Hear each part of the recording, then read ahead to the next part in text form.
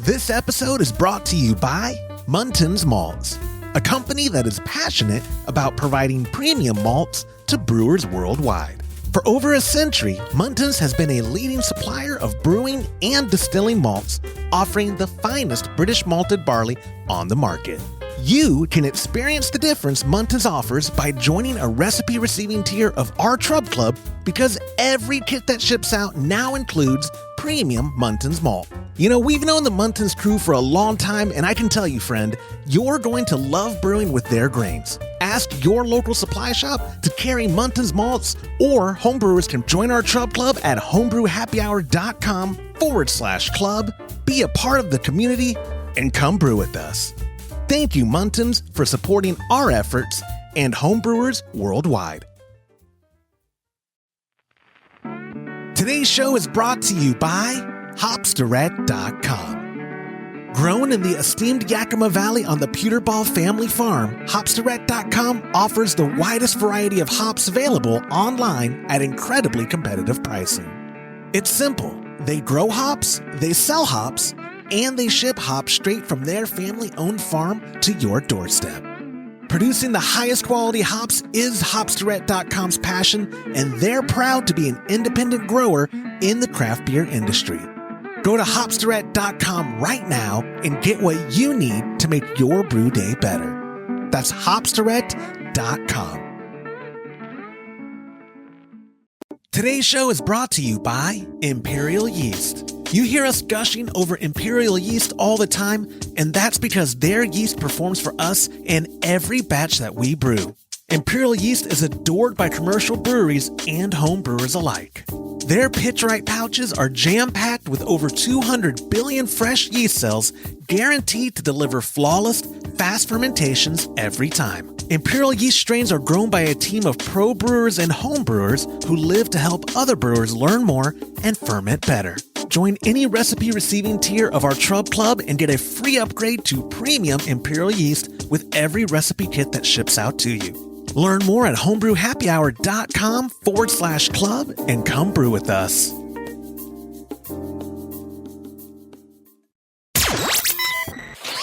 Entertaining shows with content that spreads information and sparks discourse throughout the community. This is the Pearl Media Network. Hill Country Brewing with Calvin Kouba from Middleton Brewing. This is Homebrew Happy Hour, episode 426.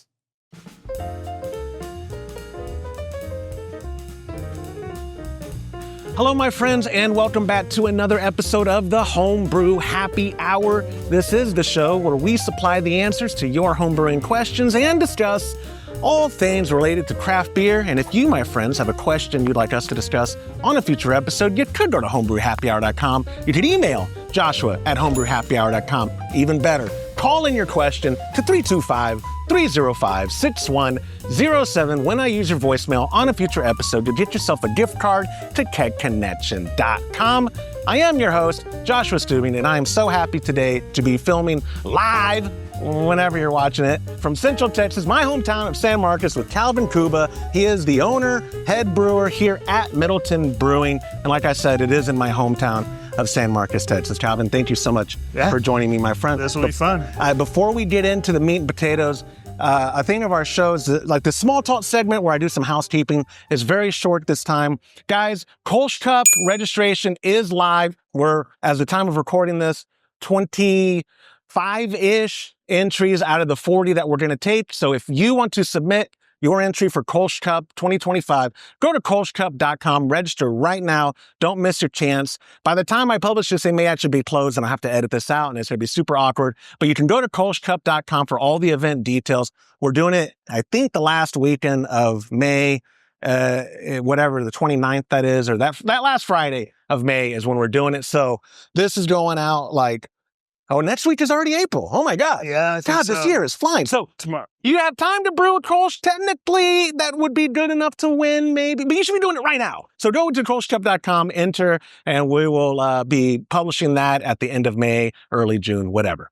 That was record time for my small talk. But I was impressed. Yeah. I was impressed. Yeah, I wanted to say the Kolsch Cup to really make you think I'm an important person. Calvin, we are judges. I have no BJCP training whatsoever, but I've been consuming Kolsch for my entire adult life, so I'm an expert. Cool. And so, and you'll have one on tap. Yes, we do. We will have one later when I'm filming some B-roll. But we'll talk about the beer that you're brewing. We'll get into all that. But I do want to start, a lot of these interviews I've been doing, the owners or the founders or the brewmasters have usually a past that includes home brewing. I'm going to make a guess that when you were getting into craft beer, Fireman's 4 was probably a part of it. Shiner was probably a part of it. But was home brewing what got you into craft beer, or was craft beer what got you into home brewing? To answer that question, I'm going to say it was actually a region. So when I was 20 years old, I lived in Tacoma, Washington. And so when I turned 21 up there, first 6-pack I bought was Shiner Bock from a Safeway. And being the 21, beer. I mean, I liked beer, my parents gave me beer when I was probably, 18 and stuff, like have with the family, and always enjoyed the flavor. And then when you turn 21 and, the Pacific Northwest, I remember just seeing some of the big, the greats, Russian River, just all your kind of brands, Elysian. A weird one I remember, one of my first IPAs I ever had was Scuttlebutt Brewing, and all that jazz. So yeah, it was cool because, you'd go to the grocery store, there was a little market by my house, and it was just basically a bottle shop, and I think curiosity, got, the best of me. But then I just remember one day, me and my friend Cody, he brews at Ruse Brewing. Okay. In Oregon, up in Portland. And me and him brew. We just I think one day we were just skate rats. And I remember we were just like, we should brew some beer. And then we got Papazian's book, and then we got after it. That's so wild. Like, Charlie, everybody has that. Like, I guess, I don't know what year this would have been. We had internet at this point by the time we were in our early 20s, but like you would search brew your own beer, and Joy of Home Brewing was like the first result. And I guess we all were like, yeah, I'll spend $8 or whatever it was at the time. Did you read it cover to cover? Did you? I mean, I would like to say yes. Yeah. But I've never read any book cover to cover. Yeah. But no, I mean, Papazian, the way he put it out there, it's like, all extract, and then the next step's partial mash, and then the next step's all grain. And I remember the first kit we got was, it was a can of hopped extract, and we did it. It wasn't even a Mr. Beer. You went and got like a Muntins or Cooper's probably. No, I think I had a Northern Brewer. Okay. Carboy or a bucket or something. And,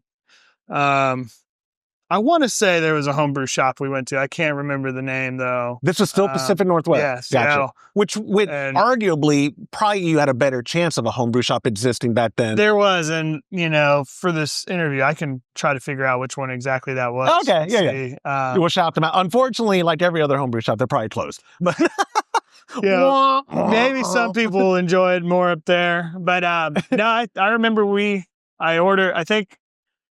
I want to say maybe my sister and brother-in-law bought me the pump siphon and the carboy and, the brushes and stuff and capper. And yeah, you really did jump into it. Yeah. I said they went I think they got it for my 21st birthday or something. And then me and Cody, we went down there and got, it was probably dry yeast and whatever hopped extract it was. I just remember it was a green can. So do you remember though the style of y'all's? I was gonna say I wonder what I want to say it was like a ESB or something. Okay, a lot of guys that I've been interviewing, because again our show is normally Q&A, but a lot of them are like, yeah, it was a brown ale. And that's like almost everyone's origin story. It's like some American brown, or something. Yeah, Big Sky Brewing was pretty popular up there. And I remember having a little moose drool face. It's so good too. Yeah. God. And fortunately you don't see them in Texas as often. No. I've been to Portland for some trade shows. I'd love to go more in regards to the beer scene because what's the saying? You can't swing a dead cat without hitting a brewery. I don't know that that's the saying, actually. I might edit that out. But you can't throw a rock without hitting a brewery. Like I think at one point, and they still might have this title of the most breweries, brew pubs, whatever, per capita of any other city in our country. Like it's just packed with craft beer. What a good place to be. What region, rather, a good place to be if you're an enthusiast. I just remember seeing like the green label with the red dot and being like, oh, that's a weird, I was young and I wanted to see, what was that? There's that English brewery, Hobgoblin. Hobgoblin. Hobgoblin. And I remember, you see like the crazy art and you're like, that's cool. That's what I want. Elysian had some cool stuff and, but I remember, and the point being is like so many fantastic beers were just so many able to grab. And for as young as I was, I think it was just kind of like, you're in it, How quick from that all extract pre-hopped kit to partial mash or all grain? Like, did you ever make the jump? I think we only did like 2 of the cans of the all extract, and then we're like, man, this tastes weird. We need to do something different. And so then we started doing the partial mash, and I was in a 1-bedroom apartment. Brewing inside? Yeah, and I think we were working with like at most 2 gallons of wort and just making this concentrate and then diluting it down. Yes. And stovetop. Yeah, and I remember the concept of like, DME as your base malt or the syrup as your base malt. Yes. And you're adding specialty grains. I remember that was really hard for me to like what grasp. do I steep? Yeah. And I'm like, why? Like, what is the point of doing this? But then it kind of started to kick in. And I think the time I was in Washington, we did partial mash. And I lived there for 2 years. And then after that, I chose to move back. I'm from DFW. I'm from Arlington, near the Fort Worth side. And I moved to Austin for a split second right after high school. I was just 18 when I thought it was a cool city. Yeah. And then I was like, hey, Washington's cool too. And my friend moved up there. But then I needed to come back and finish school. And that's actually how I came back to San Marcos. I was gonna ask, because you went to Texas State. The beer scene, I mean, we're roughly the same age. You're in college, 29, 2010, 2011-ish. Yeah, 2000. Like when you came back. Oh, yeah, 2009 to 2013. Right. So even then, the local beer scene, like I would drive to Real with my pop, like to Blanco, but I don't remember the craft beer scene really exploding yet. Yeah. Like, were you still brewing your own when you got back? So yeah, that's the funny thing. I remember my roommate who I was moving in with, I was like, hey, I'm into doing this now. And he was like, well, I want to learn. And then when we got back, I moved into a house. So I had a little more space. I had a garage, this or that. And that's when I ended up building the mash tun. And me and my father built it, it's like a ladder gravity system, but it was literally just 4x4s and, 2x4s. And it was just enough to where me and a buddy can lift up the hot liquor tank. Yeah. There was no burner, so it was really dangerous lifting. 170 degree water up top. No gloves. And then just gravity all the way down. I used a crawfish cooker or something. Yeah, that's fantastic. So it was 5-gallon batches at that point still? For sure. Yeah. So you're talking about your dilute, like two for your first and then 5 in there. Did you ever? Oh, well, I meant like we were just working with 2 gallons of wort. We were still brewing 5 gallons. Got you, because you were using that to, gotcha. And I remember me and him at the time, like 5 gallons, we were just like, yeah, it's a pot of gold. Whoa, yeah. Were you bottling or were you kegging from the beginning? We bottled, yeah. Oh, gross. So that was a whole nother ball game, yeah.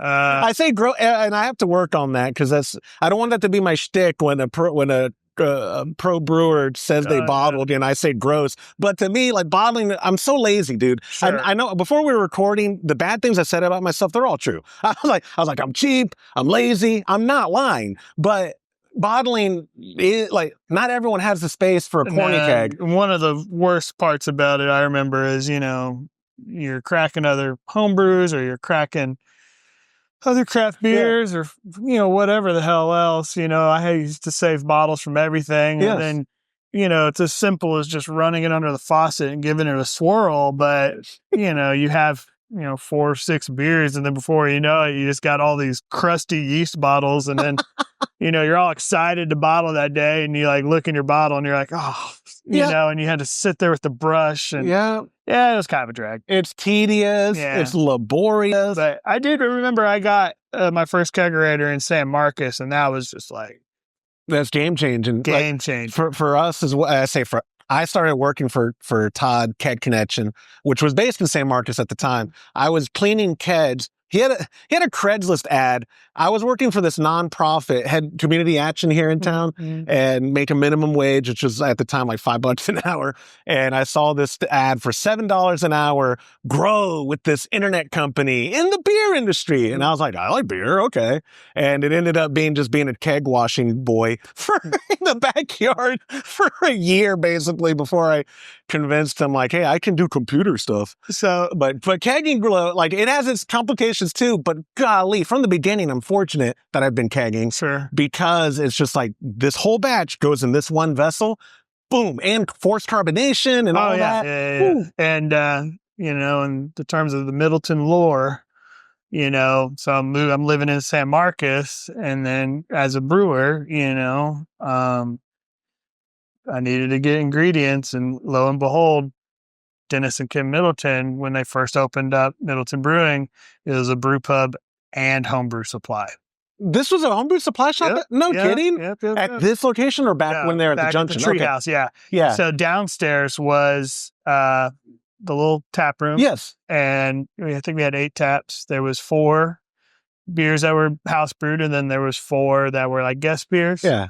And then when you walked upstairs, it was the homebrew I had no idea. Yeah. I never went to that. I'll have to grab my phone, and I can show you some of our old brewing system. And I was because he was buying bulk, I guess. So he was like, well, I could resell some of this? Or well, I mean, he was using it to brew. That's what I mean. He was buying bulk for the sake of brewing. Yep. And me and my friend Josh, so Josh, my good friend. It's a good name. He's the current Texas sales rep for New Belgium.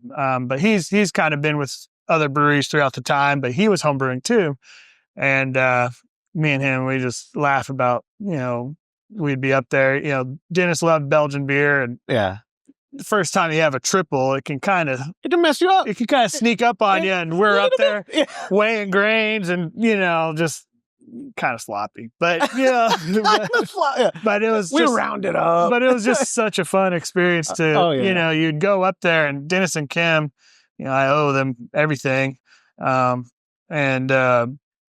they were just such good and honest people that, it's kind of like at HEB when you pull the little M&Ms or the trail mix or the spices, is it perfectly on the scale or this or that or, we're round. And, you just came back down and they're just like, what'd you get? And you're just like, I have a pound of this, and I would do it in grocery bags and just walk away. Our industry, and I say this, and I've said it a bunch, and it's not just fluff. Like the craft beer industry is 99% good people, like chill, whatever. That 1% is I'll bleep it out. I'm not gonna actually say yeah.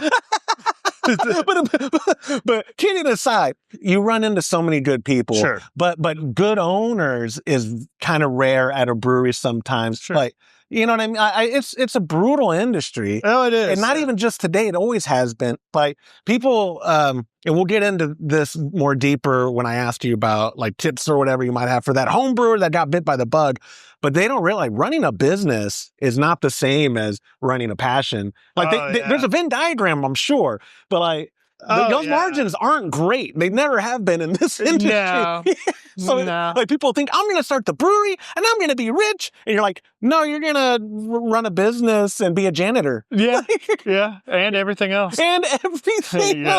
But before we jump onto that though, when was it for you like, were you home brewing? You were buying stuff here at Middleton, Mhm. and then you were like, hey, I like beer. Y'all brew beer. Can I work here? Like, is that how you got into commercial brewing? Yeah, pretty much. Yeah. So I'm employee 0. I was the intern over No there. kidding. Yeah. So College kid at the time? Yep. Yeah. Yep. I would help out 10 bar on the weekend or on the week. And then, I'd go to class. And then I remember, studying and doing stuff and tending bar. And, I'd make a little side cash, help them work. And then on the weekends, I'd come in and brew with Dennis.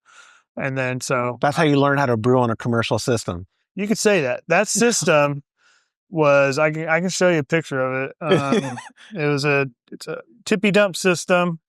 And it was just, it was a 25-gallon mash tun and then a 25-gallon kettle. And then we used an instant hot water heater for hot liquor tank. No kidding. Mm-hmm. So what back then, what was distribution like? And not literal, but like what we didn't distribute. Oh, right. But like consumption, were y'all brewing 4 times a week? Oh, no. I mean, it was just such a smaller, quaint little, it's so romantic to think about how fun we had. And like, when the good days, man. Yeah. When we went from the half barrel system to the 10 barrel, that's a 20-fold jump, that was a big jump. And, I've thought like, what if we kind of did something kind of in the middle, let's compromise, like a 3 barrel, and then, maybe then one day go, but we've gone into it. So. At the height of craft brewing, I remember like going to trade shows or whatever.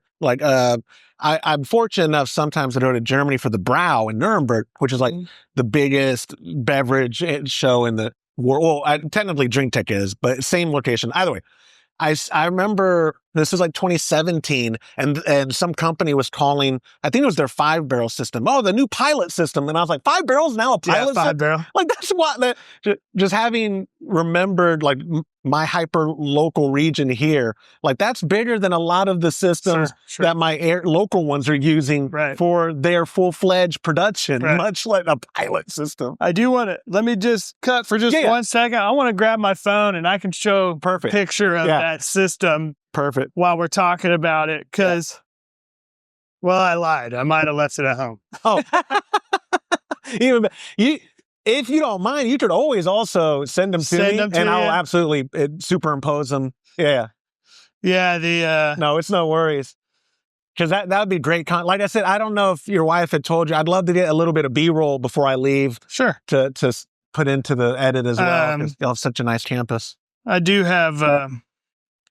Let's just see, but I think I'm logged in on the company Instagram. The company one, and I can go to mine, But anyway. Do you have to manage all that too? My wife helps me. Okay, beautiful. But yes. Yeah. I do. All right. Okay, yeah, I'm in my account. Cool. But yeah, you can ask, where were we at? Okay, so yeah, we're talking about the state of brewing in those days. So when you started at Middleton, and it was that half a barrel system at first, did you grow, like, what was that? Was it 2014 when they built this, or 2015? We started construction in 2014. Is that when the change to everything, like, we're going to bump up production? Yeah, and there was an initial rebrand then too. So there was? Yeah, if you look at the mash tun, that was like the original logo. It's kind of like this old English or kind of thing with these little hop flowers. And then when we moved over here, my friend Nate, he's the one that rebranded into kind of like the more imperial looking in kind of, and we did that. And then, when I took over 2 years ago, that's when I did the third rebrand. Yeah, I was gonna say, I do remember that. I mean, I don't remember it being this big announcement as much as like, I heard it through the grapevine that Middleton was being sold or like changing hands or whatever and all that. As a production and a commercial brewer, before you owned the whole operation, like in that, you were in that heyday again where craft brewing or craft beers was just on everyone's mind. I'm sure y'all had, like, what's the most staff y'all had at one time of brewers? Because you were full time in it at this point. Yeah. I think the initial crew, it was Dennis was on hand, to be, me and Nate did the brunt. Okay.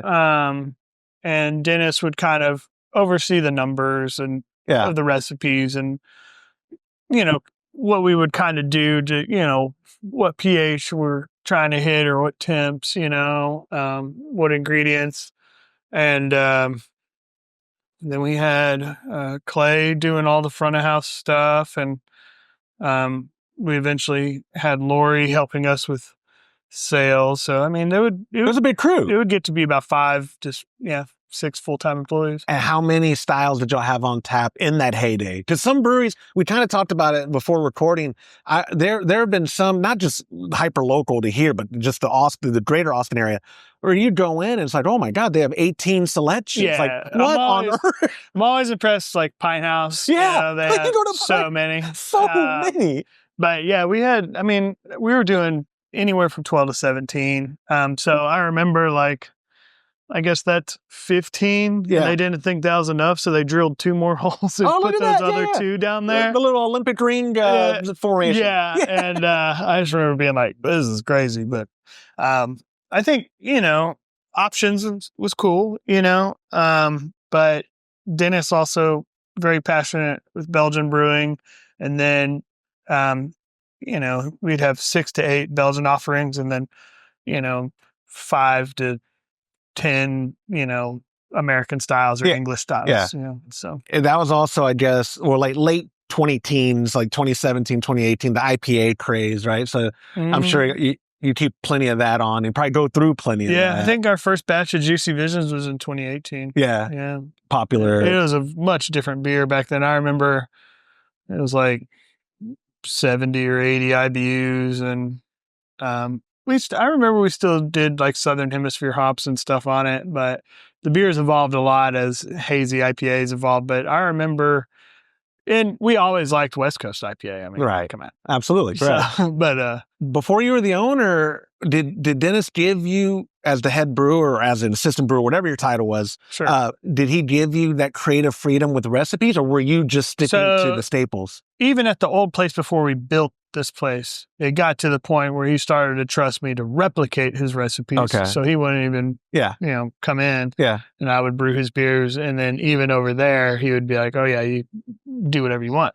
And then, like over here, I think I earned the head brewer title, I think 2016 or 2017. So I was learning the system for about 2 years. And then, Dennis, he's 74 now. So at the time he was in his late 60s. Yeah. And, he wanted to retire. Absolutely. Like, truly. It's rough to follow that schedule. Yeah. So probably around like by 2017, I was for sure trying to think of trending new styles or this or that, as well as continue to brew our other ones. Well, that's where I was going with it, is like home brewers, we have the benefit of such small batch experimentation on the regular. Oh, I think I like that craft beer, I want to replicate it, this or that. Mm-hmm. On a commercial side, are you able to brew what you like, or are you more constrained to the house favorites? Do you know what I'm saying? Just like for me, selfishly, I would love to be like the Cologne, Germany model. I'm opening up down the street. It's Josh's Kolsch. Mm-hmm. You're coming in. All you're getting is Kolsch. Mm-hmm. That's all that we have to offer. No, but that's not sustainable in a, unless you're a Val or right. And if I brew good beer, it'd be sustainable. But it's not. But I mean, like you choose to have options because people are different. Sure. But are you still able to brew what you like? And honestly, like even like in Denver, like with Bierstadt, Yeah. Oh yeah. They're all just lagers. Yeah. Yeah. And it's only like 2 or 3. Yep. But I just think it's a little bit more of an educated market. They kind of know a little bit more, and I think they kind of respect that. I feel like in Texas, you can do it. Yeah. There's no reason why you can't. Yeah. And we're not being disparaging to Texans. It's just a different market. Different market. And I think when we first got into it, it was like options was the cool thing. Yes. Like different of this or that. Yep. People wanted whatever was new. And like you say that even now, reverting to like how my portfolio is now, it really has just gone into like what I think makes a well-rounded portfolio just for, a brewery. Yes. And I've dabbled in some experimental things or some trendy things, and I think they're fun to try. I totally get it, but a zebra cake stout's probably not gonna come out. So we're not doing the collaboration on my cinnamon toast crunch pastry. No. Come on, okay, never mind. We're cut. It's over. So I think even in this day and age, in this market of craft beer, like some could even say like, oh, these are all normal beer. Like, I don't know. Well, I hear boring. When I talk about my palate or what my preferences rather, I hear boring. And I'm like, brother, I'm a grown man. You can't hurt me. And at the end of the day, like I said, those beers are always fun to try, but they're not sessionable in my opinion. See, that's the dream for me with beer is like, don't get me wrong. Like my pop and I, one of our house beers that we enjoy doing annually is this breakfast stout clone, just an imperial coffee stout, and we brew big batch and share it with everyone, friends, family, whatever. But that's like the exception to the rule. When I hang out with my pop, my whole family gets together on a Sunday. I'm drinking a lager. I'm drinking something that I'm gonna have a few of. I'm gonna drive home safely, and I'm not gonna have a headache. And a lot of my portfolio too. It's like I don't do really anything above 8%. There's nothing above 7% on the menu. I prefer, I think sometimes the best, compliment is when someone just orders another beer. Absolutely. Oh, and I imagine too, you're sort of just related to that safe ABV, or what I call a safe ABV region. The Hill Country is a touristy thing specifically for day trippers and motorcycle riders. It's nice for a motorcycle, I was going to say gang, but that's the wrong word. A group of middle-aged men in their outfits to be able to stop in, have a few of your lager, whatever, and then continue on their trip safely. Right. Like there's value to that. It's a win-win. You're right off of Ranch Road 12, which it's a lot of traffic. It is. A ton of traffic. You're in a great location. Beautiful campus. People, you have the, I don't know what to call your tower thing, but you have a recognizable location to where people can go, oh, beer, pull right in. And if you're serving them all a bunch of triples or whatever, they're going to stumble off the bike, get pulled over. The zombies come out. And serve some time. And, like I think I've done some renditions of some beers in the 9 to 11% range, and they're great. They're all fun, and people enjoy them, but it's like I said, I do want people to spend time here. And I want them to be safe. When you made that transition, even on that original system as a home brewer, what was it like, the realization of the differences between any way you've ever homebrewed and how you were making bigger batches of beer? Because a lot of home brewers, at best you get a 3-vessel Herm system, and that's sort of replicating a larger type of system, but it's still not the same thing at all in regards to process, cleaning, everything is vastly different. What was kind of the punch in your face of like, oh, this isn't, we're making beer, but it's totally different? I think honestly, I was 25, 26, maybe when we first started, and it's just like, we have no idea what we're doing, but it's all just bigger. The system is a 1997 JV Northwest. We're the third owners. We purchased it from Mother Earth Brewing out of Vista, California. And funny thing is, that's actually where the Middletons are from. No kidding? Yep. What a small world. Yeah. But I think Dennis knew, some of those guys. Inside. But the thing is what's really cool about the system is, when you say like Herms and RIM systems, anything electric, when you're, the only thing we were dealing with that was truly like electric was our just thermometers for our glycol. The boil kettle is a direct fire. It is just like firing up a kettle honest Yeah. crawfish The cooker, or like turkey burner or whatever. Yeah. The mash tun has no heating elements or anything whatsoever. So like a cooler. It's just like a cooler Yeah. that has an arm that spins in it. Yeah. So it was pretty easy. It was translatable. Yeah. To do that. And then plumbing and, manifolds and this or that. I always, people are like, oh, it looks complicated. I'm like, it literally, like, this pump only does two things. Like, it moves beer on top of here or in here. Yeah.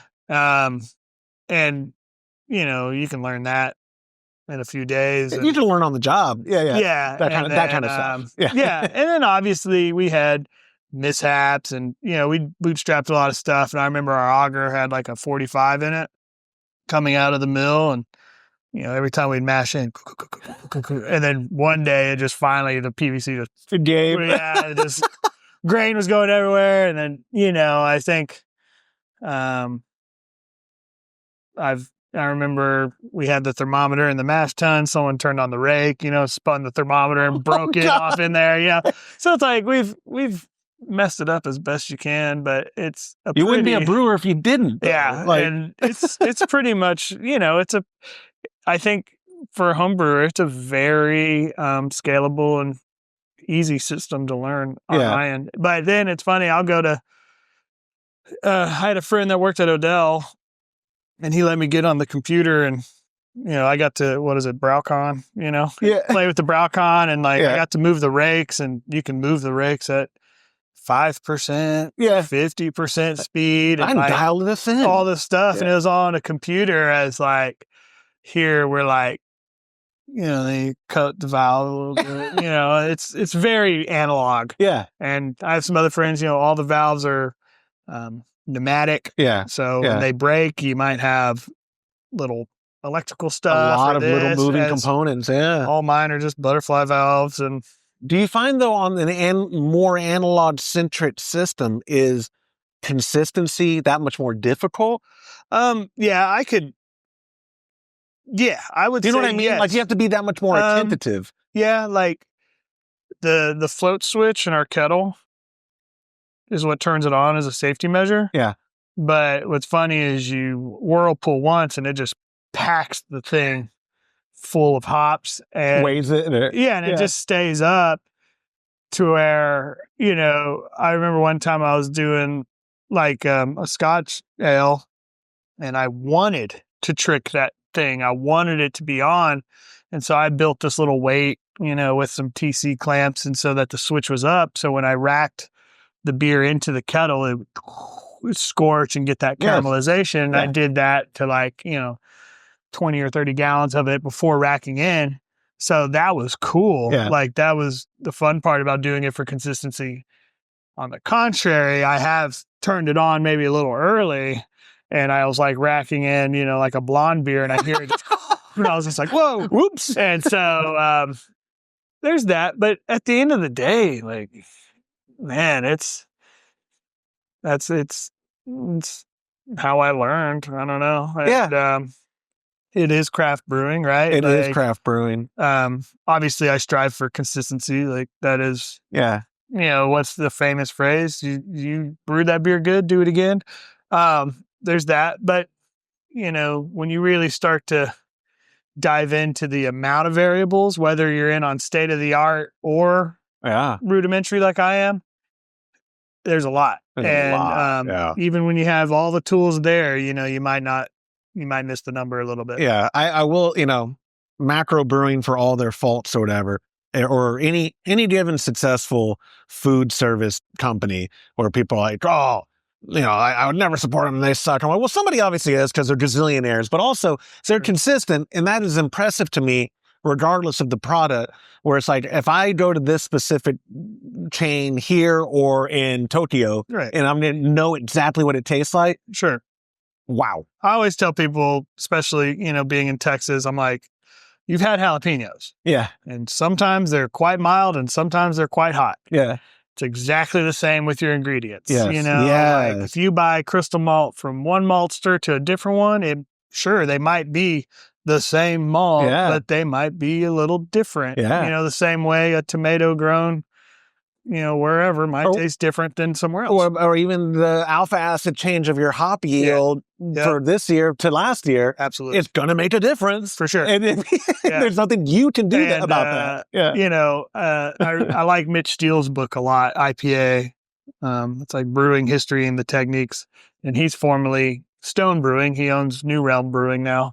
But before Stone, he was an AB InBev guy. Yeah. And he brought that knowledge, from creating these, macro lagers to where, your hops are going to change, your ingredients can change, but to making this insanely consistent product. Insanely. Yeah. Basically perfected. And and he was able to bring that to a small craft brewery. That's the dream. San Diego.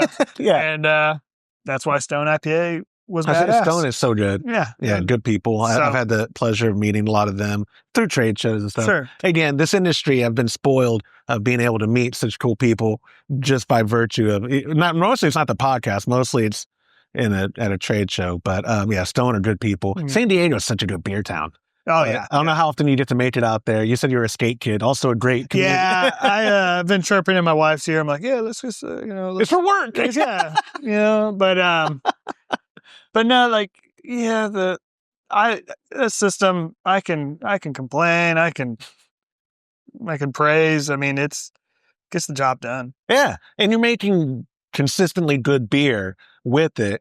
That's also the dream. Like I know, I guess this will lead me to my next kind of topic with you. Are you, we were talking about consistency, but as the head brewer, as the owner, as the everything, because you're a small operation, are you always perpetually tweaking your recipes, even your flagship beers? Because I was like, that's what all y'all do. That's all it's like, you people. I really wish Andrew was here. He's one of my employees, and he's, at first, he didn't really quite understand the tweak. I'm always tweaking. I know, that's what all you guys, and even the other day, I did have to get a new malt supplier, so I've been doing new malt stuff. And it was my first amber ale I'm using Simpson's Crystal Medium, they call it. Okay. And it's just got a lot more kind of honey and toffee going on as when I was using like proximity and stuff, it was more just like kind of toasty caramel, but it's got more essence to it, I guess I would say. You're getting totally different notes. So even then, even though when I did the same grain bill, the product, it has a little bit different character, but then now next time I do the turn, I might cut back a little bit. Right, absolutely. But nothing is ever as drastic as like, You're talking about New Belgium earlier as the fat tire. Complete, yeah. But I was going to say, I want your buddy Josh's number. Yeah. What did y'all do to my beer? And Crooked Stave, actually, they did an old school fat tire. Did they really? And, it's kind of cool. We brew a clone sometimes if I would get that itch. I got the recipe. And, but anyway, sorry. It's not like changing the hops of So like Crossvine, it's always Cascade Amarillo. But I have some classic Chinooks or Simcoe, I might tweak a little bit. And, sometimes if you get something, like, oh, this really elevated this or really, then you kind of keep moving in that direction. Yeah. Meticulous note taking. What works. And then, just because we're in Central Texas, but I have a friend that's a head brewer of a very reputable brewery. And, I'm sure everyone in Central Texas has had it. And I remember one time I was like, what are the hops in that? And he's like, it's different every time. And I'm just like, oh shit. And I'm like, okay. Like, I think that's, and I don't think he's saying like, it's literally. No, you're right. But he is constantly, He's also, So. Have you ever had an end user notice? Like, do you have regulars? For sure. You have regulars. So. Yeah. I mean, diehard Juicy fans, it's kind of gotten to the point now where, it's all Citra. Okay. That's what it is. Okay. It's all Citra hops. And I have used Galaxy. I have used Vic Secret. I've done some other Australia, New Zealand things. And it will, someone will be like, it's kind of got like a little like black pepper thing going on, which a lot of New Zealand hops do that. I don't know. A little peppery. Yeah. And, I'm not the biggest fan of it. No. But then I kind of, and it is a very popular beer. And so I'm like, all right, it's Citra, right? And we're going to do that.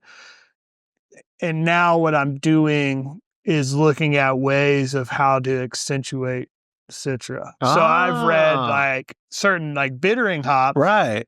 Like Bravo, which I buy pretty frequently. It's like a 16 to 18%, banger. It doesn't really have much,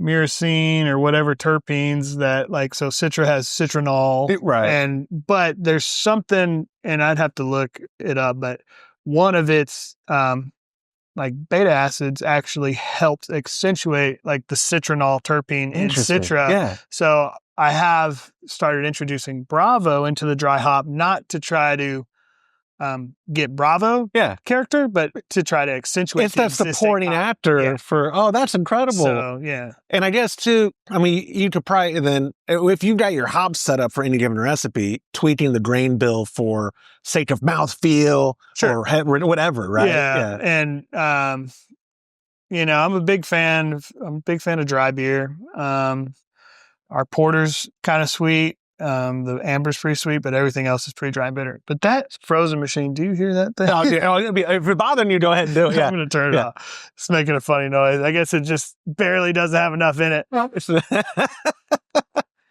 just hear it. It sounds like I thought someone was crying in the back. Yeah, I was going to say, it sounds like... You got little ones back there? But yeah, so the art of the tweak. The art of the tweak. But again, always be tweaking. Yeah, and it's funny, like, man, some of Dennis's old recipes, dude, it's incredible. I mean, he did... You keep his book? I have everything. Yes. I have all of it. I mean, it's all beers we brewed together. Yeah.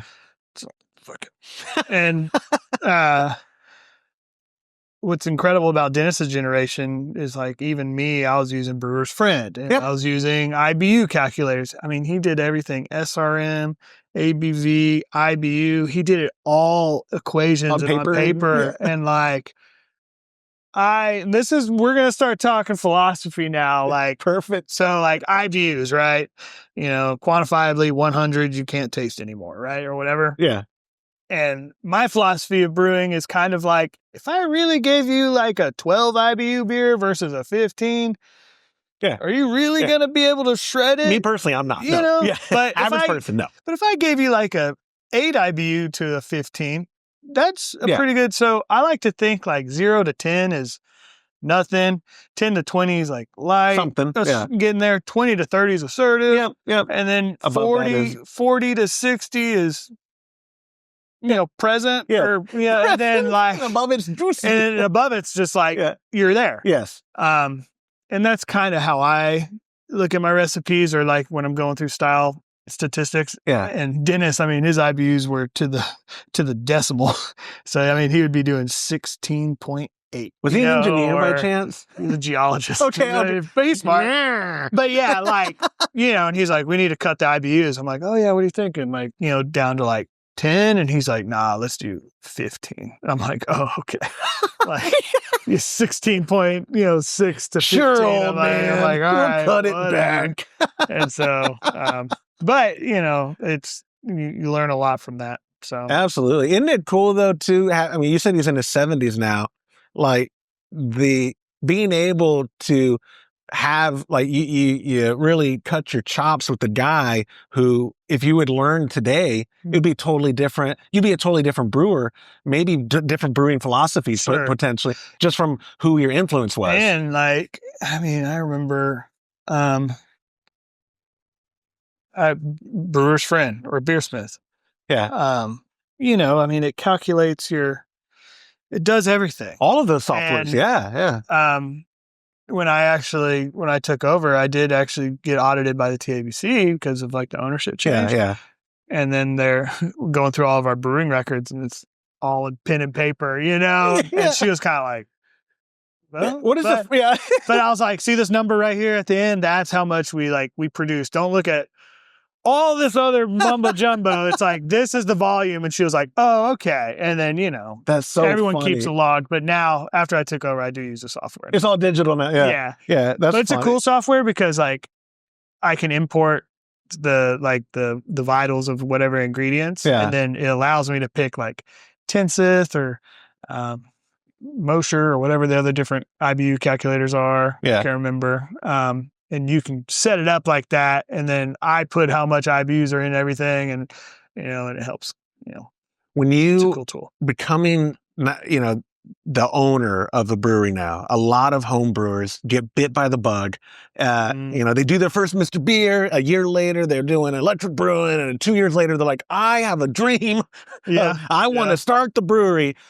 What is it like? Like, I'm not, you know, you don't have to give necessarily direct advice to the people looking into it, but like, what were some of the things that being an owner, people might want to know? Like, if you're running a brewery, I think a lot of people don't realize, like, it's not a lucrative endeavor 95% of the time. No. And like, you know, I mean, you have to love it, right? You have to be passionate. So like, what was that change like from I'm the head brewer at a brewery to, oh my God, I'm owning this place? Like, I don't know, maybe 2 anxiety attacks. Every day. Breakdowns. No, I'm just kidding. Midlife crisis. Bought a motorcycle. No. I mean, there was like, I remember my wife, she went on a trip or something, and it was like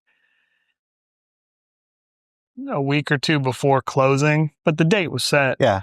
And I remember just being like, oh, shit. Like, what did I sign up for? What did I do? But, no, I mean, I love the business. There's no reason why I want it. And it worked out really cool too. I wouldn't be surprised if Dennis walks in right here to, you know, he still likes to come in and he loves what I've done with the portfolio and what I've done with the tap room. But, I guess to get on the question though, the transition, I got to see, you know, hardships and trials and tribulations and successes, and I've seen the ups and the downs, but I wasn't, I guess, you know, financially as much skin in the game. Vested. Yeah. But I got to experience it. Yeah.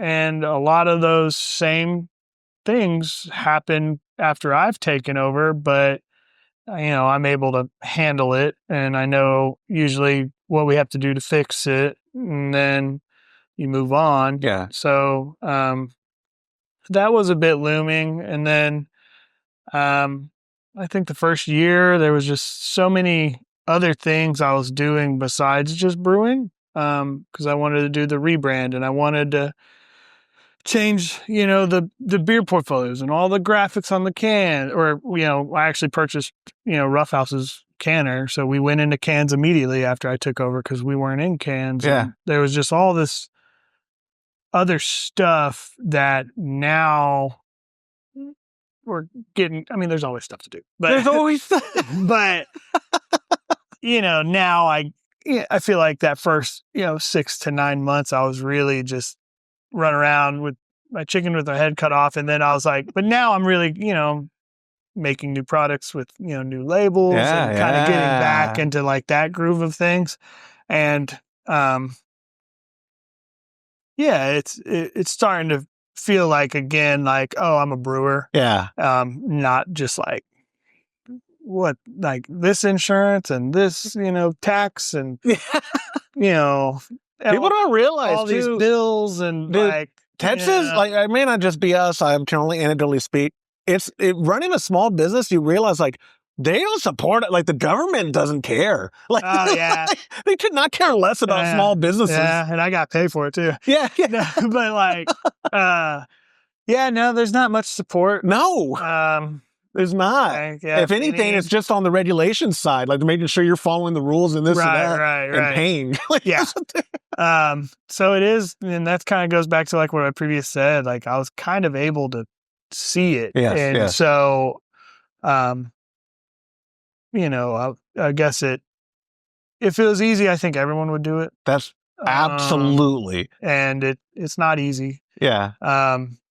But I was talking to one of my friends, and he's an entrepreneur, and he was asking me like, so how do you do everything? And I was just like, day by day, bro. Like, because sometimes like, you know, like something will break or something will happen or, just kind of like what I was talking about with my brewing schedule, man. I was like, you know, one of my partners, he wasn't doing so hot. So I was like, you know what? I'm just going to take a couple days to knock this out. And I got to push the brew day back, you know, to next week. Yeah. And, life happens. Yeah. Yeah. And, but I think the best thing I could try to do is like, my dad's really good about it. He's always like, you know, you're doing it. Right? Yeah. Control what you can. Don't fret over this or don't push don't push too hard to do this and burn yourself out or this or that. And, you know, don't stress, as much as, cause it's like, it's all good. It does nothing anyway when you're like, if it's not something you can control. Yeah. And truth be told, I stress, but like, like I said, there's the ups and the downs though. So, but I guess in terms of also the question though, it was like, maybe like 2018 or so, I was starting to kind of want to do my own thing. And I wanted to kind of do a small, and it's kind of funny now that I think about it. I was like, I'm going to be the only guy in the back. And then I was going to have a few people front of house and that was going to be the whole operation. But I really wanted to do like a really like urban, small, setup and get back to the, basics. Yeah. And, I think like 2019, I was like, had the business plan, had investors and all this. And Dennis knew like and Dennis was kind of already on the back burner, but he knew I always wanted to do my own thing. Yeah, like that's a very common thing. In the industry. Absolutely. And then the pandemic happened and I was talking to the SBA like in February of 2020. I was trying to secure a loan and doing all that paperwork. And then March, the shutdowns. And I was like, ooh, we're going to put that on the back burner. And the previous owner group, their opinions and direction and all that was it was drawn and quartered. I want to say a little, it was. And they decided, they kind of wanted to move on. And I just kind of raised my hand and I was like, I'll do it. And so that's kind of how that all fell into place. How incredible though, the timing, right? Yeah, it was wild. Because it could have been totally different again were you going to still be in town? Yeah, I wanted to. Okay. Yeah, I wanted to go. Yeah. I love this town. I mean, that's why I can't imagine wanting to leave it. Yeah. And I had some job offers from some breweries like out of state and, different cities in Texas and stuff. And, it just didn't happen. And, the pandemic, that was like, well, we're going to wait this over. And then, 2 years later. Yeah. No kidding. Yeah. And it was just like, damn. And then that year, 2022 to 2023 was kind of the negotiations, due diligence, whatever you want to do. And then with distribution, is that what kind of saved Middleton during the pandemic, in your opinion? Or were y'all just... No way. Oh, no, okay. Distribution died. Oh, did it really? Okay. I mean, restaurants closed, bars closed, so we didn't have anyone to distribute to. Not even the stores. Okay. Well, we weren't really ever on the shelves. Oh, okay, gotcha. Yeah. Okay. I think the best thing that kept us going was, we do own this property. Yeah. So thank God. Yeah. Yeah. We had to pay property taxes, and unfortunately, like, our front of house manager at the time was immune compromised. So she was like, I'm not working during this. Totally. And she moved on. And then the assistant brewer at the time, that's the hard part was like, we were like, we got it. We'll give you hours. Yeah. But, you're going to have to Dude, do front of house. You're going to have to do some back house. And he didn't feel like it was a good fit. So he was like, I'll move on. So we kind of slimmed down. Yeah, skeleton crew. And then during that time too, that was when I was doing the food truck thing. Yeah. I think I told you a little bit about that. You did, so I did a little food truck project actually. And that was a lot of fun. I learned a lot of stuff about running that kind of business too. And it was its own LLC. It's its own side project, everything. Yeah. I mean, we used to, it was a lot of, you're a glutton for punishment is what I'm learning. Yeah, it was a really fun project and it was really cool. But actually at the time,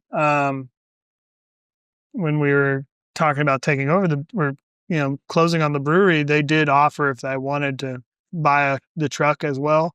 And part of that, overwhelming, like everything, I was like, I don't want to run two businesses. I want to just focus on one. Yeah. And so, but now, it's always kind of on the back burner, but one day. Definitely. Yeah. But you're a dreamer. But it's a different ball game, when it's your livelihood as opposed to, hey, let's brew this weekend or whatever as a home brewer. Right. And also too, it's probably a lot more heartbreaking if you ever have to dump a batch than it is when I have to dump a batch. Sure.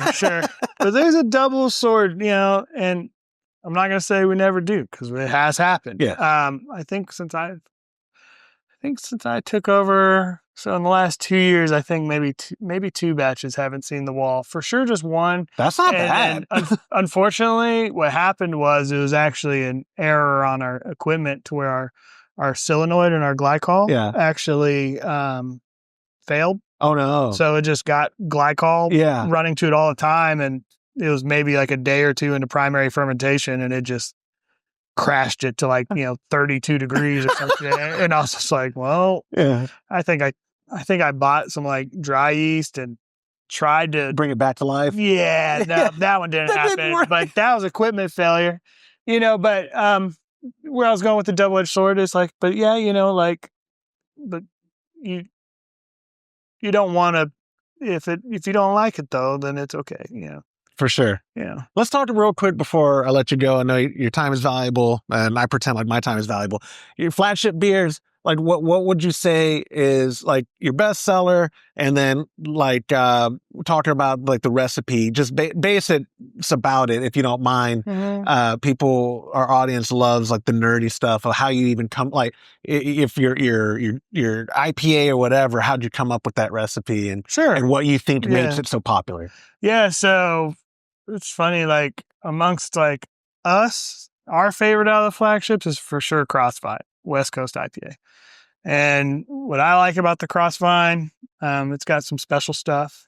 But I guess before I go into where the beers were and what they're inspired by, I did, I'm going to trademark it for the industry. No, I'm just kidding. But I created this thing called when I was trying to design what I wanted to do, it was a little quadrant graph thing that I made. And I kind of broke things down into, light and refreshing, balanced, hoppy, and malty. Yeah. And if the style of beer came closer to the crosshairs, it shouldn't be a flagship because there's going to be too much crossover. So with the Kolsch, that kind of fit my light and refreshing. Yeah. The amber was malty, the balance. It was balanced, yeah. And then the porter was the malt forward one. Yeah. And then the IPAs covered the hop. And I wanted, we used to do 3 different yeast strains for 5 or 6 different flagship beers before I took over. And that was one thing I was like, no, we can't do this. So, everything I brew with is actually all Kolsch yeast. It's all German ale yeast. And we used to do a Belgian amber. And that was the style that, unfortunately, Belgian beers, while I respect them and love them a lot, they've lost a little popularity in the market. And that's just the truth. Yeah. It's just kind of, part of the game, but I am doing so. But, that came up to style. And I've always, it's Sierra Nevada Pale, man. It's the beer. It's A lot of people, that was their first craft beer. Every time it's on draft, it's so damn good. Yeah. And like, it's like, let's try to just do a classic pale. And then I kind of looked at my thing and it kind of goes closer to the center versus doing just an amber because, I was rebranding. I wanted to kind of do some, fresh stuff. And I'm like, yeah, American Pale Ale, crazy. But no, like, but, I kind of felt like I'm like amber. Yeah. Like, yeah. What gives? And, I've always respected the style. But Yeah. I gravitate towards other things. But what's crazy is, I just kind of ended up brewing it more like an American amber. Okay.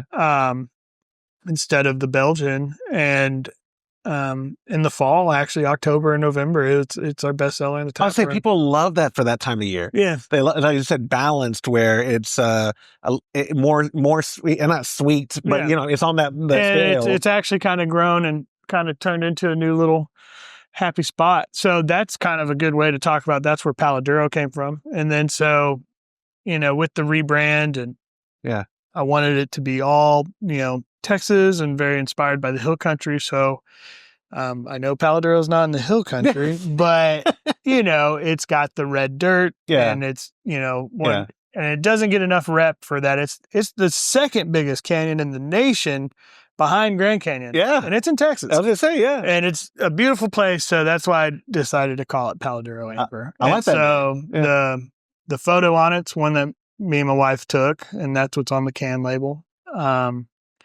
And then the Kolsch, spring-fed Kolsch, came from, I used to brew an American blonde ale, and then I was brewing Kolsch, and then I even had a Belgian blonde, and I've kind of just went through kind of tweaking it, but I use raw wheat, and then I use Hallertau, so I keep it pretty. It's my favorite. Yeah, keep it pretty, no frills. And then, a Kolsch is, as you know, it's an ale. And so I figured I can ferment it a little faster for production reasons. Absolutely. And That's why I love it. It's such and it is cool because it does have more of a malt presence than when I do like lagers and stuff that when you're doing those side by side, like you can tell the difference. But when it's put up next to the rest of the portfolio, it's still light and it's a daily drinker style. Well, but I bet you between that and your amber, what a good gateway to, if people come here with maybe their friend enjoys craft beer and they don't yet. Yeah. And you're like, well, I like Lone Star and I like whatever. Oh yeah. And you're like, hey, you go, brother, try this. Yeah. And Kolsch always works. And then I try to do lagers in the rotators. Okay. And those always work too. Yeah. But, lagers are always a winner. Yeah. And then, so that's where the Kolsch came from. And then that picture we took at Headwaters. And, it's a little bit of a difficulty, but I was telling you, everything we brew now is with our Trinity well water. Yeah. So while San Marcos is from the Edwards Aquifer, we're on the Trinity, but still it's spring-fed hill country water, and it's an ode to the city I love. So that's where that name came from. Black Lab Porter. It's one of our cult beers. People love it. We've been brewing that beer since 2012. I'll say you've had the porter. That's the one that sticks out to me. I haven't been here since 2019, but enjoyed your beer probably since 2015. Yeah. And we've just always done it. Yeah, exactly. And it's always, I think it's always in the top 3. Yeah. It's a classic English style porter is what it is. But I say that, but I use German ale yeast on everything. So it's a little bit of a hybrid. Dude, we're Americans. We call it whatever we want. Yeah. But the malt profile is of a traditional porter. Right. And like I was saying, all the flagships I use Kolsch yeast. So everything is, fermented, has a slightly, more ester profile, but everything's then, lagered. Yes. So, that's what I just think it makes. Not to interrupt you, what's your ideal cold condition or lagering time for any given batch? Like, do you have, like, it's always the same every time? I like 2 weeks. Okay. Perfect. Ideally. Yeah. Ideally. Sometimes you got to turn it around, though. I'm not too big on, like, the 4 week when I'm using the ale yeast. Okay. Because my argument, I want to get it off the cake. And then when it's in the cold room, it's lagering. Yes, still. it is. Absolutely. It's clearing up. Honestly, I've been reading, I read some forums, I read some things about it, but, some people, prefer to drink Kolsch fresh. Yeah. while it is, 4 or 6 weeks since brew day, Yes, but yeah, still like, I remember one time I did a Kolsch and I was like, I'm doing another one because I can do it and I want to lager this one for a really long time. And I felt like it was still good. It just didn't, it was a little lackluster. I know what you mean. Or like, it lost something. Yeah, it wasn't as aromatic. That might be because maybe my hop charge or whatever. Knows? Yeah. But the time could have certainly been a factor. And so I was like, like it didn't seem like it was necessary. Yeah. In my opinion. Now, other yeasts are different. But yeah, 2 weeks, Anyway, but yeah, anyway, like I would say, 10 to 14 days, it's not like 2 weeks. Like but I use finings only on a few beers. I don't use a lot of finings. But then so we did Paldero, we did Kolsch, we did Porter. Yeah. And then now, Crossvine Special. So that one, it's the classic West Coast style IPA in my opinion. Cascade Amarillo. I used some crystal malts in it. It's got a nice golden hue. And then when I did the rebrand, that's a Crossvine flower growing on there. I guess I can't, Yeah. I'll superimpose it too. Yeah. And what I like about the Crossvine is I guess my work hobby is my plants. So I take care of all these too. It's nice though. How sexist of me to assume it's your wife who's doing this. I apologize. I apologize. You're not the first one. It's actually mostly me and my mom, a little bit of my wife, but I take care of everything. A lot of the cactus trimmings we do. And it's just kind of like I said, it's my work hobby. But what's cool, and it's really cool right now because it's actually blooming. Yeah. Is the Crossvine vine outside. Yeah. And I'll get some footage. What I like about that one is beautiful flower, whatever. That's what we took on the can. But when I took over versus what I was doing now, that was the only plant that lived through the previous owners. No kidding. Yeah, they didn't. Well, yeah, I don't know. They just weren't into it. Yeah. It's just it's just one of the things that I was into. So, there just wasn't really much plants. Yeah. Before they, and that was the only one. And, I kind of just thought it was like a cool little side note to like resilience. That's super cool. And even if you're the only one who knows that, right? Yeah. Like that's, and, I like that. And the way it looks on the M that me and my wife wanted it to look is we wanted it to look like it was growing and, it's symbolic. Yeah. I know what you mean. Yeah. And then Juicy Visions, that is our flagship hazy. Well, I bet you as it warms up, you go through more of that style. Like, is that not a warmer weather type of beer, or is that perennially are people consuming it a lot? Yeah, like we're talking about like if I think of porter, obviously I can enjoy it any time of year. Sure. But I like it in November, December. Yeah, we see a distro pop, in the cold with our malt forward beers. Yeah, right. But juicy and that's all year long. Yeah. Okay. And what's weird is like Crossvine, West Coast IPA is always a good seller here, and then distro people bring it in here or there. Okay. But yeah, it's typically the hazy. Yeah. So that's one of our most popular offsite, and it's a crap ton of hops. Yeah. There's a lot of hops, but not as much as some would say. I do about a pound a barrel, not anything extreme. Okay. No kidding. Yeah.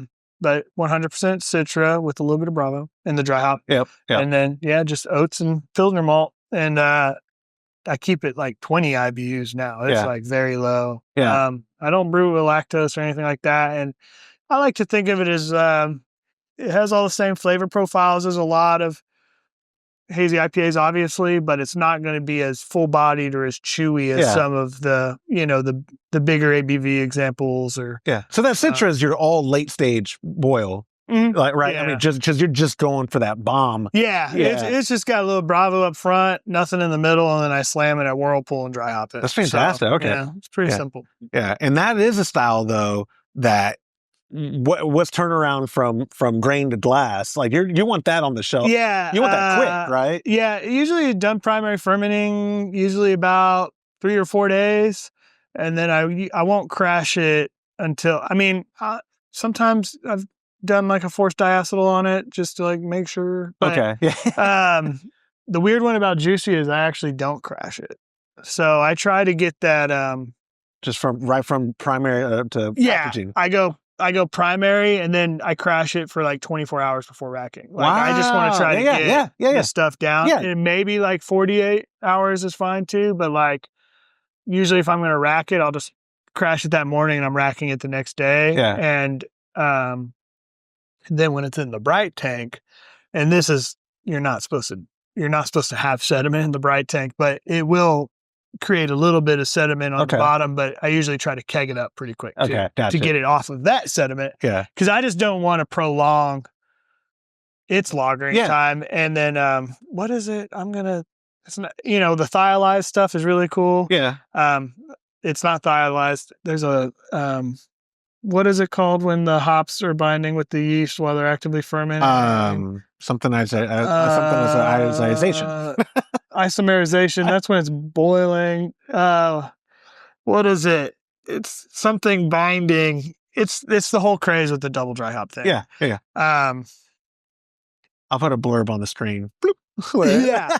I'll edit this out I'll AI to where it sounds like we know what the word is. I'll remember that, but I try to do that with Juicy, where I want to dry hop it while the yeast is still in suspension, so that it creates that binding. Flavor. I have to. No, you're good, man. I'm the same way. Where we got supercomputers in our pockets for a reason. Right. If we don't use them. Let's see here. I almost asked ChatGPT. Like, what hop. Dry hop during primary fermentation. Let's see what it. Biotransformation. Biotransformation. Yeah. Duh. Yeah. I mean, I say that word all the time on this show. Biotransformation. Right. You've heard it. Yeah.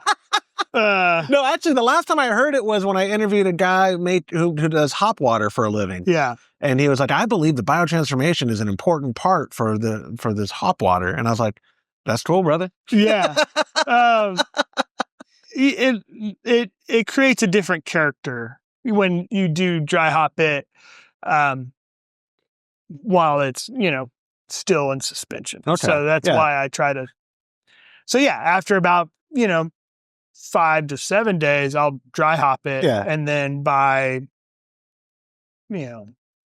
8 to 12, we're probably going to get close to, I like to dry hop about 72 hours. Yeah. So depending on when I dry hop it, that's, like I said, I'll crash it for 24 hours and move it. Yeah. So the turnover is relatively quick. Yeah. Absolutely. Yeah, and I'm sure it gets consumed quick enough where one of the co-hosts, he's my boss as well. He Hop creep or whatever. Yeah. No, he brewed some version of a hazy. Mm-hmm. But he didn't drink it as much. His friend, he hosts a lot of people and whatever, but that wasn't a style they were drinking. Fast forward like 6 months or whatever, it's still in 4 gallons of this 5-gallon keg, and all of a sudden he's pouring. It's like, this isn't hazy anymore. It's crystal clear. Crystal clear. My crystal clear hazy. Yeah, and what's funny is when we first started brewing, we would not send beers out that look like Juicy Visions. We would be like, you can't. Yeah. And I have had someone be like, your hazy's a little too clear, and that's dang. Funny. Yeah. Well, it is. So, like I've said this on the show before, like a style like a Kolsch, if I enjoy the taste of it in my kegerator after 8 days from brew day, mm-hmm. I might start drinking it because I don't care about the presentation. However, that same keg, if a buddy comes over or family or whatever, I might not be sharing from that keg because I'm a sucker for presentation. Mm-hmm. And even if they don't know that style, I don't want them watching floaties in there. Sure. Yeah. It is funny that you say, I call it Keller Kolsch. Keller Kolsch. Hey. Yeah. Whenever it's a little young and it hasn't quite dropped out, but when I previously said there are a few styles I use Feinings in, and that would be one. Kolsch is one of them. I've never used Feinings or the gelatin, but we're doing this Kolsch cup in May. I use Biofine. Yeah. But it's a great product. It's fantastic, and it works. That's why it's so great. It really works. Yeah, it works really well. I do it actually in the Kolsch in the West Coast. Good for you, but you get the results instantaneously. Yeah. It's not hard to add it. And honestly, I was kind of running a little experiment on the lager head, actually, because that is an issue that, I was telling you we brew with all well water. Right. And it's high in calcium, not calcium chloride, but gypsum, chalk. Calcium carbonate or carbonate. No? Yeah. So it's high in chalk and magnesium. Yeah. And it kind of can mess with your clarity just a little bit. Yeah, I've wanted to see, like, I'm kind of pushing it. I'm like, I want to see how clear and how or fast. Not clear, and like, it'll get. And honestly, kind of like you said, like, it just depends on the style and whatever presentation it, you're going for. So, but yeah. What's future look like? Best case scenario for you? I mean, y'all seem great in this spot. Would like increasing distribution be the dream? Would having a brew assistant be the dream? Honestly, like I like brewing. That's why the high, right? The drug is when you're here and everyone's here enjoying everything. That's you can't like, that's what makes me feel good, right? And that's shoot that up, man. Like that's the feeling. Rewarding part of it. And when you get to create with your hands, right? And then you get to make a product. That's the part, so I honestly enjoy it. And if I was to move on, I would like maybe someone to maybe help me with events or the computer work, and if I could come in, brew, check my fermenters, rack something over. Take inventory. Yeah. I'd have someone do the kegging. But no, it helps keep, it helps. Are you also cleaning your kegs? You're doing everything? I do everything. God. I do everything. Yeah. I don't can though, but no, it's good for you. It's a good exercise. It's good for you. But yeah, I think honestly, if I was to grow, or like what my next step would be, especially in this day and age, and especially even doing a podcast with you, is just like, I think I would maybe rather just have someone constantly worrying about our story and showing people what we're doing. Right. Because I mean, we post, right? Yeah. But I think it's cool to really have someone focus on that. Absolutely. Well, and that's where people connect with you as a brewery, is through storytelling. Like just the little things you're saying where, like, if people didn't know that plant was that, that makes a big difference with people, or the story behind your beer. Right. Makes a big difference. Right. And I think that's the direction I would go, honestly. Yeah. I'm happy with distroing. We distro about 30 miles. That's awesome. Yeah. So into Austin proper. Yeah. We do some South Austin stuff every now and then, do New Braunfels, do a little Lockhart, obviously San Marcos, Wimberley. Yeah. Those are all great markets. Yeah. And so, I won't stop that, but I call it tap hunting, and I don't blame the, the retailers, but like, it's a little bit of Rotation Nation out there. There's just so much good beer. Yeah. I mean, there's a lot of good beer. Limited shelf. Yeah. So much limited beer. space. Yeah. Everyone wants to rotate people in or rotate people out or this or that. Yeah. And it's just kind of a different market out there. And I like to do it, but it's a grind too. Yeah. It is a grind. Calvin, I appreciate your time, my friend. That will do it for this episode of the Homebrew Happy Hour. If you have a question you'd like us to discuss on a future episode, you could go to homebrewhappyhour.com and use the submit a question link at the top of the page. But even better, be Todd's best friend and leave a voicemail at 325-305-6107. Thank you to our show sponsors like Muntons Malt, premium grains for a better brew day. If you aren't already brewing with Muntons, give them a try by joining the Trub Club at a recipe receiving level. For the best hops available online, give our friends at hops.com a visit and pick up what you need for your next brew day. Also, get a pack of premium imperial yeast along with delicious recipes from us when you join the Trub Club. Again, my friend, go to patreon.com/homebrew happy hour and come brew with us. On behalf of Todd Burns, James Carlson, and the Pearl Media Network, I'm Joshua Stubing. Thanks for listening.